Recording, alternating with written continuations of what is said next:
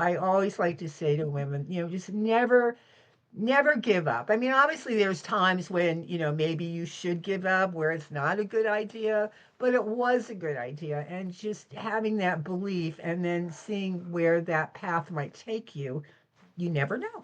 That's great. And actually, I want to mention how we met. Because, as you said, you write a book and then you ask yourself, how do I put this book out into the world? At that time, Alexa was interning Interning. for Gabrielle Carlson. That's another wonderful story of how we met Gab. But that's another story, right? Now, she was there and I was literally struggling. Okay, I'm almost done with the book. What do I do? And I asked everywhere and nobody knew anybody to refer me to. Alexa one day said, Gab has a friend, Cheryl, who I believe has a publishing company. Why don't you get in contact with Cheryl?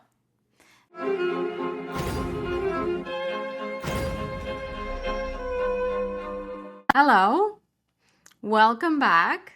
I'm Andreea Parc. And I'm Alexa Dumitru. And this is Alive Again podcast. This is a podcast where attorneys and other professionals meet to discuss real life challenges and how those decisions shaped our journeys. Today, we have with us the one and only Cheryl Benton, also known as the head tomato at the Three Tomatoes Publishing Company.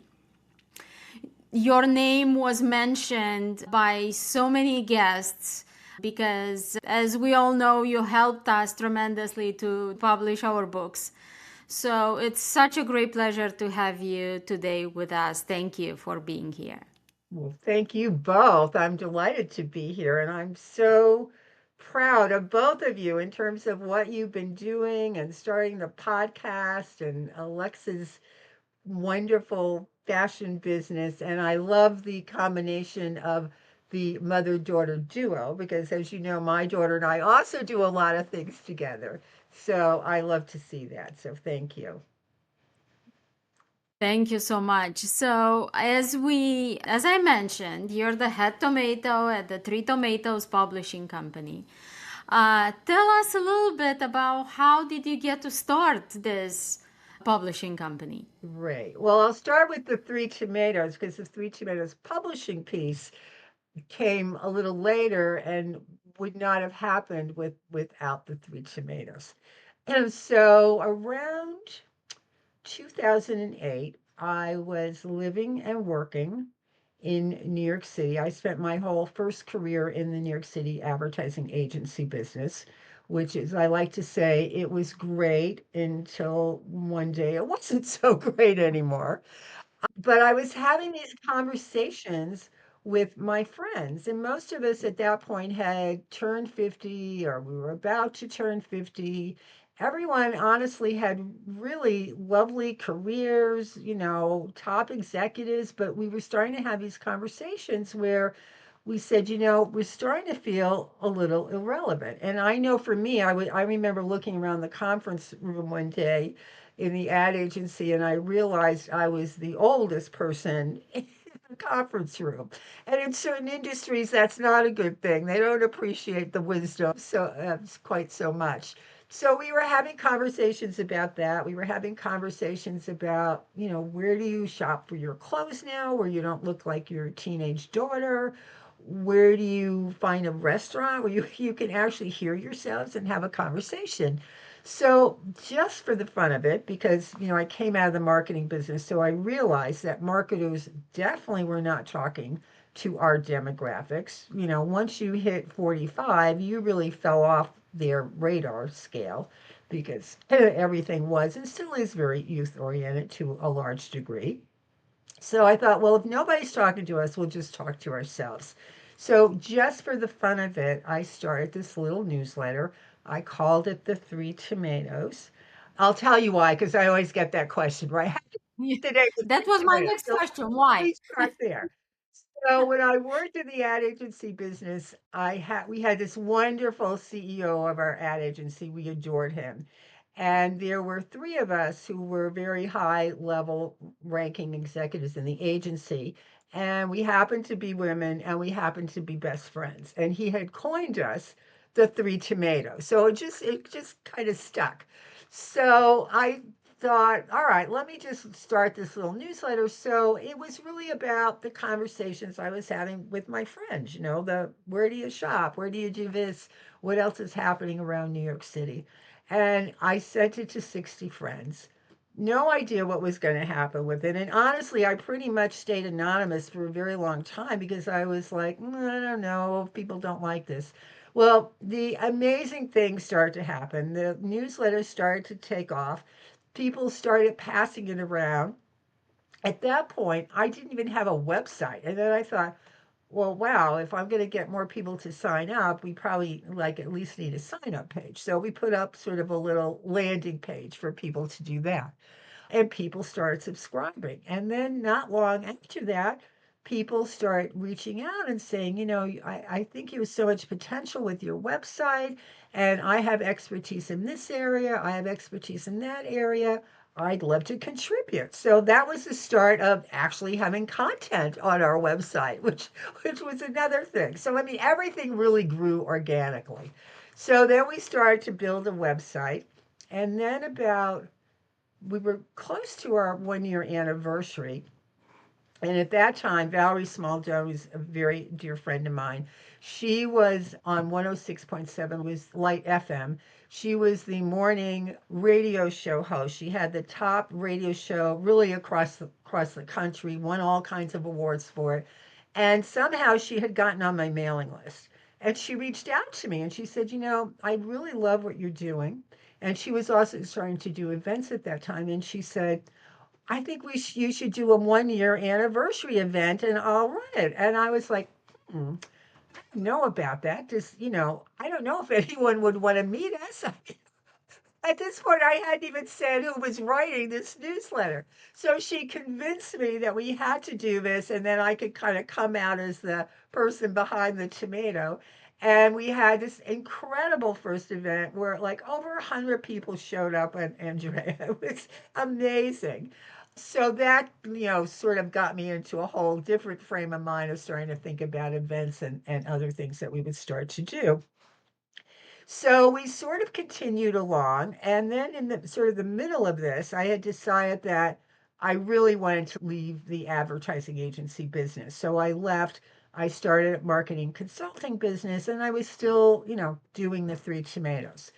So we continued, a little while longer, along that path. And finally, my husband, who very smart man. He said to me one day, you're building this brand and people really seem to like it. And you should give it as much attention as you're giving to your marketing clients. And I thought about it and I like, he's right. So I actually ended up shutting down the marketing consulting business and focusing totally on the three tomatoes. So during that time, I mean, we've really grown our website, the circulation groove, our content. I mean, we cover everything from women's health to travel to style to fashion to wonderful coaches who give life advice. It's really the full spectrum of topics that I think women of all ages are interested in. So Yeah. that was great. We've also expanded, originally, as I said, I used to write about New York City, but then as I realized we were getting more and more subscribers, that was when we broadened our content. And then at some point, I realized that after New York City, our second biggest demographic was actually in LA, which was very surprising to me at the time. But when I thought about it, it pretty much made sense. Women come back and forth between LA and New York. So I happened to meet this wonderful woman named Debbie Zip, and we became friends. And she said, I'd love to do an LA newsletter. So that was the start of our first city specific newsletter. And we now have LA, we have San Francisco, New York City, and Miami. And those are city specifics. And then the other newsletters are, more general lifestyle. So, and we do a lot of events. So it's been really amazing to watch it grow. I mean, I just feel so blessed because through the Three Tomatoes, I have met the most extraordinary, incredible women, like the two of you. There's a little story someone had told me years ago that when you live and work in the circus, you only know the people in the circus, right? And I realized that all the years I spent in the advertising world, which I loved, it was great, it was terrific, but I realized that had become my circle. That was everyone I knew. Once I started the Three Tomatoes, it's like my whole world opened up. And it's like there are all these extraordinary other people and women and men doing really terrific things. So, and I would have never met these people if that hadn't been the case, because our lives and paths would just have never crossed. So then, fast forward, Right. I guess it's almost 6 years ago now. I wrote a novel called "Can You See Us Now," and it is fiction. It is a novel, but it's based on three best friends who live in New York City. They're sort of have great jobs. One's in media, one's in advertising, one's in the art world, and they're starting to feel what I was starting to feel with my friends. And they were sitting on top of the world, and then a series of things happens to each one of them, and their world starts tumbling down. And it's really about how they rally around, how they find a new direction, and really the importance and value of our women friends.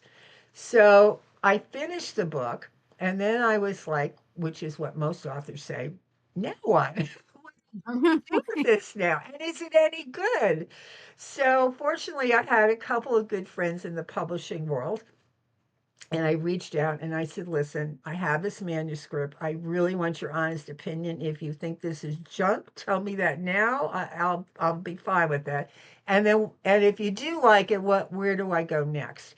So they both read it and they really liked the story and they were very encouraging. And they said, listen, it's in this day and age with traditional publishing, it's changed so much. It's really difficult. They said you could find an agent, I'm sure, for this book. The agent can probably get you a publisher. It's a 2 year process.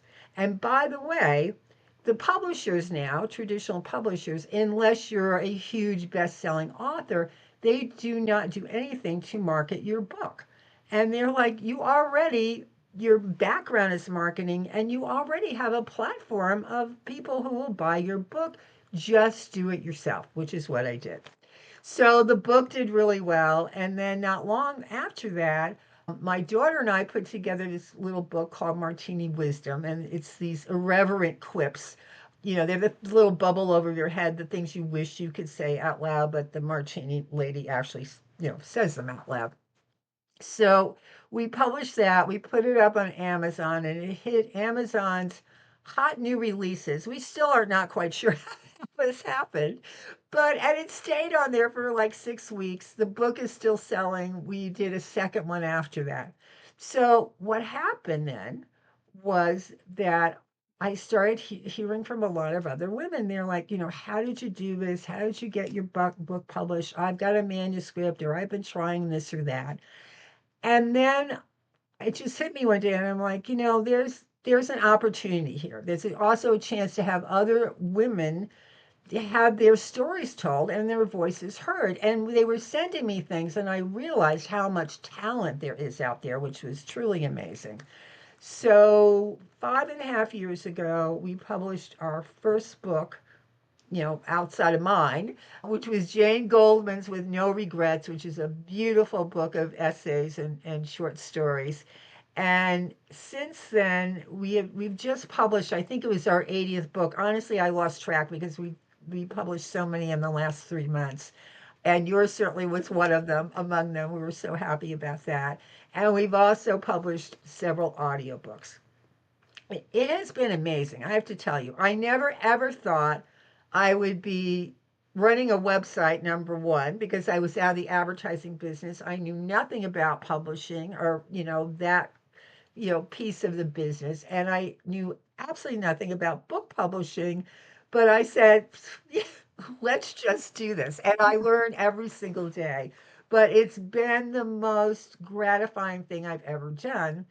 And the last thing that I'll say before I shut up and you and let you two talk is that there were so many times with the Three Tomatoes, the lifestyle guide, which has really been a labor of love. It's very difficult to make money on those kinds of websites because you need sponsors, you need advertisers, you need to do event. There's just so much time and energy that goes into it. And I can't tell you how many times I was like, I should just give up on this. You know, why am I doing this? I'm hitting my head into the brick wall. And then I realized when the publishing opportunity came along that that would never have happened if I had not had the Three Tomatoes lifestyle. And it's also a way for us to promote the books too. So I always like to say to women, you know, just never give up. I mean, obviously, there's times when, you know, maybe you should give up where it's not a good idea, but it was a good idea. And just having that belief and then seeing where that path might take you, you never know. So that's the story. Yeah. That's great. And actually, I want to mention how we met. Because, as you said, you write a book and then you ask yourself, how do I put this book out into the world? At that time, Alexa was interning Yeah. for Gabrielle Carlson. That's another wonderful story of how we met Gab. But that's another story, right? Now she was there, and I was literally struggling. Okay, I'm almost done with the book. What do I do? And I asked everywhere, and nobody knew anybody to refer me to.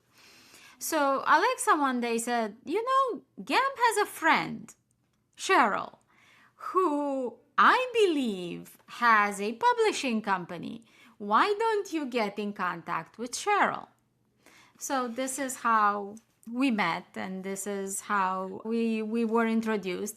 So again, through women, knowing so many people in this network of yours that you created is it's an incredible opportunity for a lot of us. A lot of Yeah. us. I think it's great. And I think what you just said too is really about the value of really connecting with people and having a supportive group of women who really want to help each other. And I think you've seen that with our authors too. We've kind of built our own little community of Three Tomatoes authors, and they're so supportive of each other. And you just sometimes have to ask. And I think a lot of times women they're really afraid to ask or to take that next step. And you just have to put it out there and see what happens because you just never know. Yeah. And again, we spoke and we were surprised. We were in Romania for a month. And we were surprised as to the, I don't know how should I say this, aging in women in Romania. Not necessarily women, everybody. It's a different mentality around age that is so striking. And over there, the moment you turn 30, my time is done. I'm about to turn 50. Once they turn 50, they're waiting to die. Wow. And we met so many people that are in their mid 50s, even early 60s, that they look, they act, they are 100 years old. And we looked at each other and we somehow found out the age of some of these people, and we were looking at each other like, whoa, that's scary that they're so young. And they look and they act. They feel Yeah. old. And that's the reason why I love this community that you lead, so to speak, because there are so many, most of the women there are doing something in their 70s, 80s, even 90s.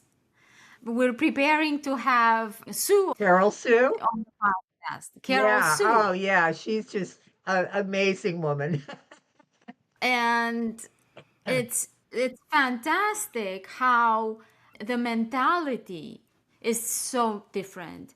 And we had the podcast It Can Happen to You, Nancy White. And I mean, she's turning 80 and she has so much love for life, and it's fantastic what the idea of having the women together and finding ways to find purpose and give life and support and inspiration to other women and other people.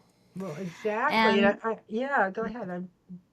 And what you mentioned, that we're supporting each other, that's exactly what I love about this group.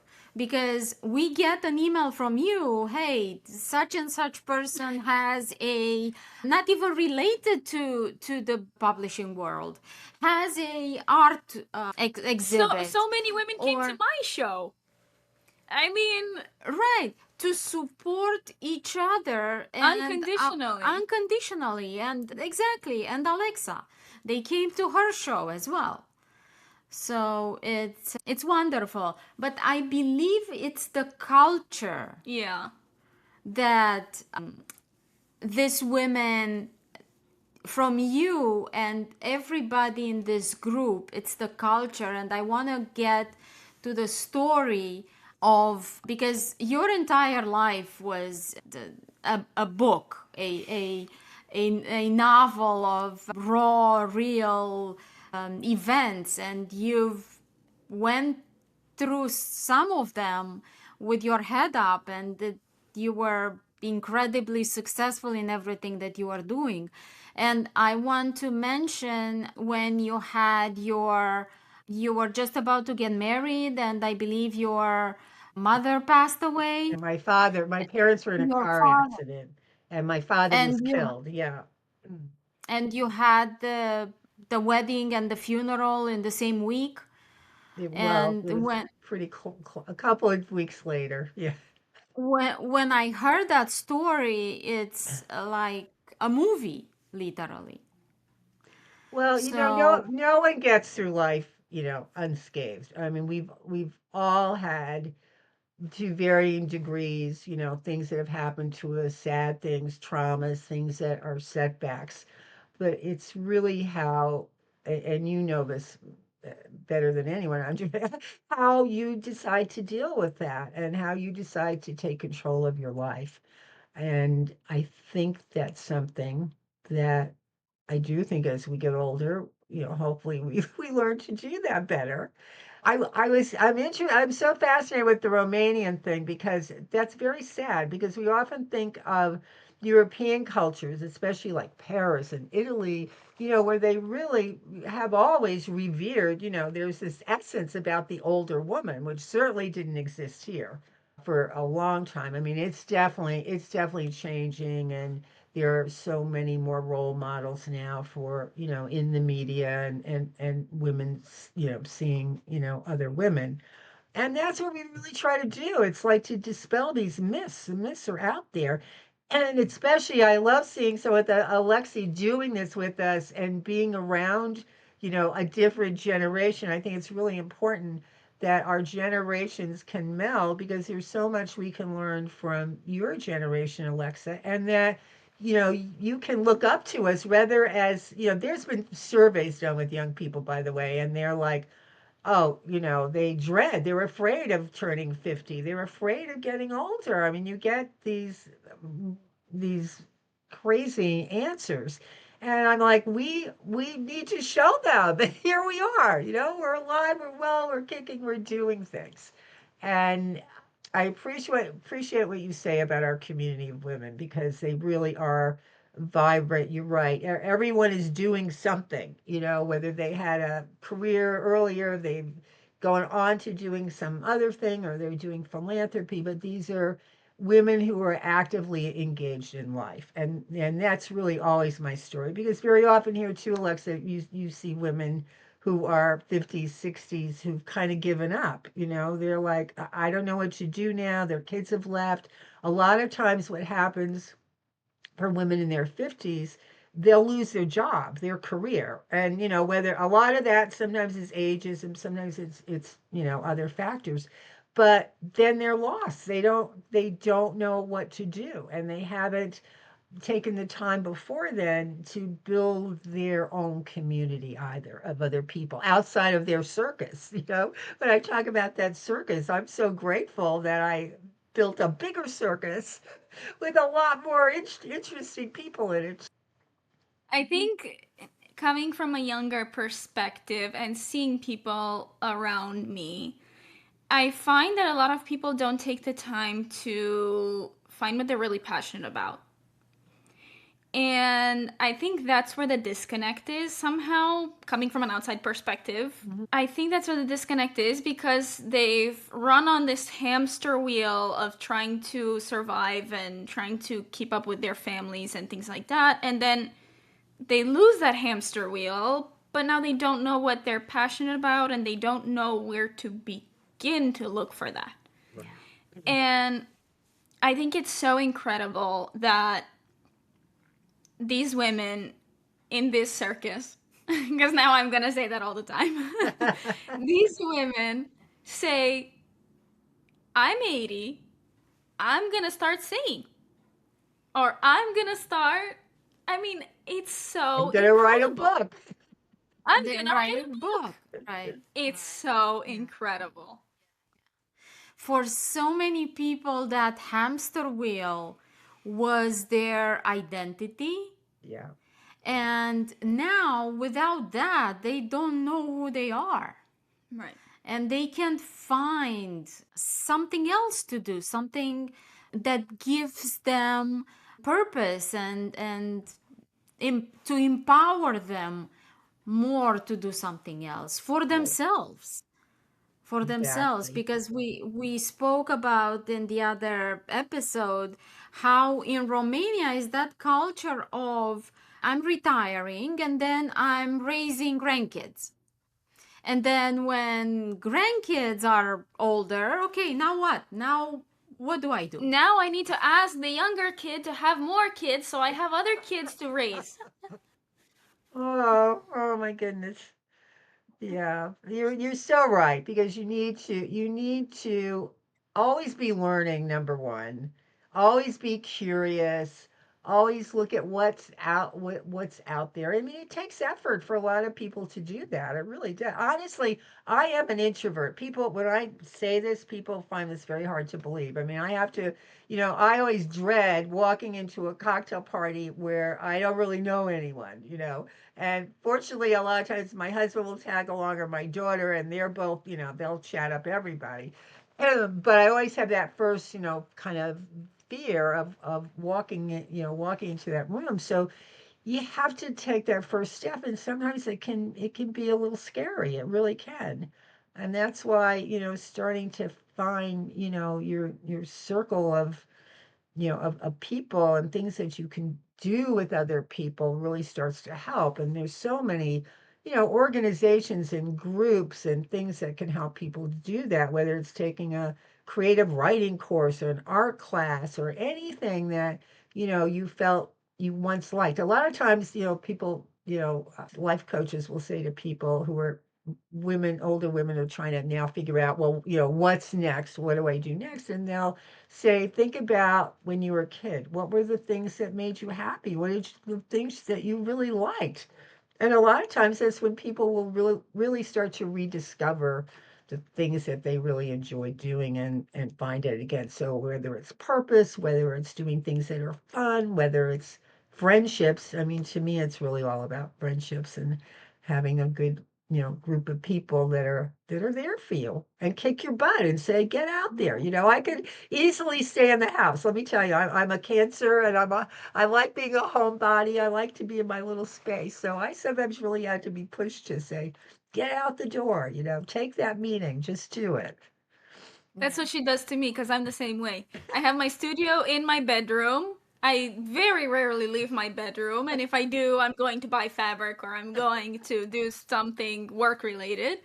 So that's when at the summit, I was buying fabric in the garment district, and my mom was like, Nancy wants to meet you. Are you gonna stop by? And I was like, for Nancy, fine. I know once you were there, it was great, right? I Yeah. know. I do that all the time Yeah. too. So I like my Yeah. little cocoon room too. Believe me, it's a nice place I to know the be. feeling. Yes. Especially Yeah. on a Yeah. day like today in New York when it's cold and rainy. But getting out Yep. Rainy. there, you need to get out there and meet people, and that's how that's how things happen. And almost inevitably, when I'm like, I don't think I want to go to this event or that event, and when I go, almost inevitably, I will meet someone who's very interesting, and somehow we'll have a connection to other people, and stuff happens. So good stuff Yeah. happens. Yeah. Yeah. Yeah. Yeah. Yeah, and it's funny that Robin Lieberman, who our listeners know because we had her Last week. 2 weeks ago, she's very on with all the meetings. So now when we walked out of the summit, okay, when is the next time we're gonna see each other? So what are we gonna do next? Yeah, so It's good. it's great. So was it at any point in your last few years asking yourself if you would have done something different in your life, or are you happy with how your life turned out? Yeah. I just always think that whatever has happened in your life has led you to where you are today and who you are today. And we can't go back and change what was, and we don't know if we had what that path would have been. So, I'm on a very nice path now. I don't think I wouldn't have honestly changed a thing because I don't know where a different path would have led me. And I very much believe in being in the present and looking at the future and not dwelling on what happened yesterday or a year ago or 10 years ago because we can't change that. Yeah, yeah, definitely. Do you have any other projects in the future, or are you thinking of adding any other branch to the Three Tomatoes? Well, I have to tell you, I get up every morning and I probably have a list of, five new ideas today. And I kind of have to hold myself back sometimes because I have to, then be realistic about what I'm doing. But I always have new ideas and thoughts on the burner. So like I have a little notebook where I keep them down. Some of them are good ideas, some of them are not good ideas. Some of them I'm like, "Oh, can I really execute that idea?" But yeah, there's just, you can't stand still. And if your brain keeps working, you're going to come up with new ideas. So, but again, it's more reining for me, it's more reining them into what's feasible, what you can do, what you can't do. But I really try not to put obstacles up when I have these ideas, as, oh, I can't do that.